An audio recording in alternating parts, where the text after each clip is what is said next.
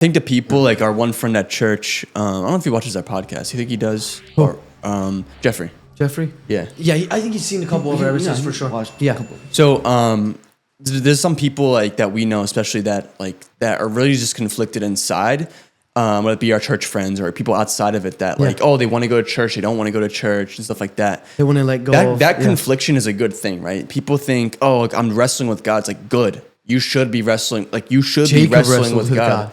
Exactly. Yeah. It's okay to wrestle. We all wrestle with God at some point in our lives and still do. It's an ongoing process. That's like what a relationship is like. That's conviction right there. That's him convicting you on and on and on, and you're just not ignoring it. That's the battle of flesh and spirit that he gives to us. He gives us that rebirth of the spirit. And I think it's like the one thing too, is like to be born again means that, like, for example, before we got born again, all we kind of knew was just like evil in a sense. And we did everything just for like kind of for us. It was all survival. It's like, did you really know what was good? Like, I don't know. It's when I think back to like how I used to act before I was born again, I just like kind of, like, you had like morals and stuff, but like you didn't really, I don't know how to really explain You're just confused, it. right? You didn't have that Holy Spirit heart. You know what I'm saying? You didn't have that.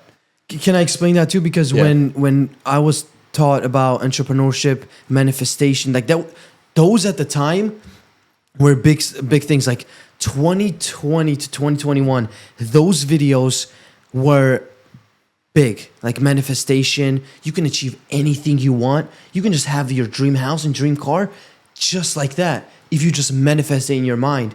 And once you have it in your mind, you can just play that out into reality. And now all of these messages are good, but then for me personally, when I was listening to these stuff, at some point it took me to being selfish about it and saying, I want this for myself. I want this for my success. I want this to have a better life, just simply have more money so I can afford this and that. And then to get validation, whether that would be from people around me to prove them that, oh, look, I made it. I can do this. You told me I couldn't do it.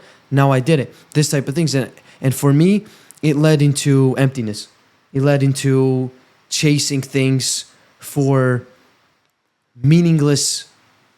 chasing meaningless things and trying to give it purpose, when it really doesn't have that much purpose compared to what we're talking about here, like the presence of God. Because what are you going to do with all those things when you die? Like, those were the big questions at some point is, okay, I'm saying I want all of that, but then what? What if I don't have it? Then what? How do I conflict with the fact that I just failed?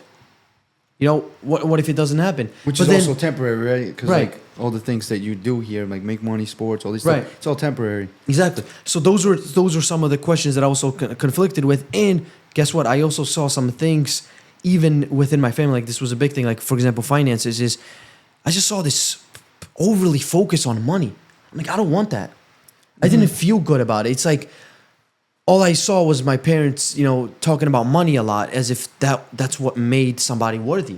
I don't want to be that person who judges another person based on what they can provide for you financially and how many gifts you can buy somebody that will, give you an understanding how much they love you. It's like that. All that seemed so empty to me, and that seemed so torturing to my spirit that it was unreal. It was just like, I don't want to be the person where I rely on the materialistic things to help me understand who I truly am and what my worth is. That's just so meaningless. And I think I think that was God, taking me and giving me, planting those good thoughts in my head to help me, I guess, see further into life in a deeper sense, where all of that isn't worth anything other than a relationship with him. And it's in the Gospels too. All that things, like, for example, giving up this or giving up your friends, giving up your family. You start to understand these stories and say, well, look, like, it's obviously talking about giving up your friends and family, which you start to see, be like, okay, I need my friends. I want to be with my friends. I want to have a relationship with my parents, but all this stuff. But God was just encouraging, and is in the Gospels, where in a unique way, where it's talking about, even though these things will happen, even though there's going to be people that will doubt you in life, You're going to have something to rely on, and it's God, and it's the most important thing. So when you hear this stuff, it encourages you, and you start to understand when somebody's going to ever tell you, like, oh, like, you're nothing, like, you didn't even make that much money. You're just going to be like, okay, like, you know, I don't care. Because you see these stories in the Bible, and you understand who is talking to you about this stuff, and you know what's right and wrong. You start to, like, understand what's actually valuable. Is it valuable that I get validation from parents or from God? And that's the most most important thing. You know, I think is the true because you said this before the podcast too. Like, what is the biggest indicator for you is the process, not the what. You like the process, not the result, but like more of like a process. What you went through. Yeah, exactly. Exactly. That's the most important thing. Because I feel like the walk with God is it's super tedious, and looking back at it, like the little day by day sort of things can be tough. But then when you look back, like a month, two, like even like a year ago, you realize, wow, I'm just so much more convicted in certain areas. Like, wow, my heart has changed completely different. But in like the moment, in those little moments, those day by days, it might feel like hell, right? It might feel like you're suffering so much because you're constantly just battling yourself. But then what you must do is be patient, give it time, let God work in your heart.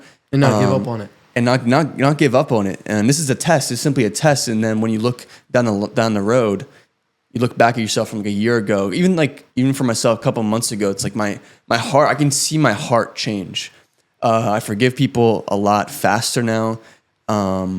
There's things like you're not as like rageful or revengeful. You see life in a different light, just like more. It's just like that. That's a slow no matter process. how many things that other people have more than you, you don't envy them. You're happy for them. Or sometimes you just understand that that person is ignorant to thinking that all of these things that they have gives them value when it doesn't. Like that person could have had nothing, but in your eyes, you would still see that person with the same value, even if they didn't have money. So a lot of the times people like to flex what they've accomplished or what they have in terms of finances to show you who they are. And you understand that, hey dude, even if you didn't have any of that, I would still respect you the same way because you're made in the image of God. And that's when you really understand that if you were to kind of swap places with that person, you wouldn't have anything more than what you have now, because you already have that assuring peace and the understanding that you are valuable not because of money and this and that. You're valuable because you're made in the image of God, and that's enough. Now everything else after that is only for His glory, for His glorification, for His kingdom, for His people. Everything else is for that. You already have what you got. Like even if we had to do nothing, we would be good. Because we would already have His presence, but that's just selfish. Because you have been given the gift of God's grace to have an understanding with Him, and now what do you do with it? Not share it with anybody else? Not do anything in your power to glorify His name by, His Spirit and His Spirit guiding you through life in peace to then achieve the things that you can to help other people? Why not do that? Yeah.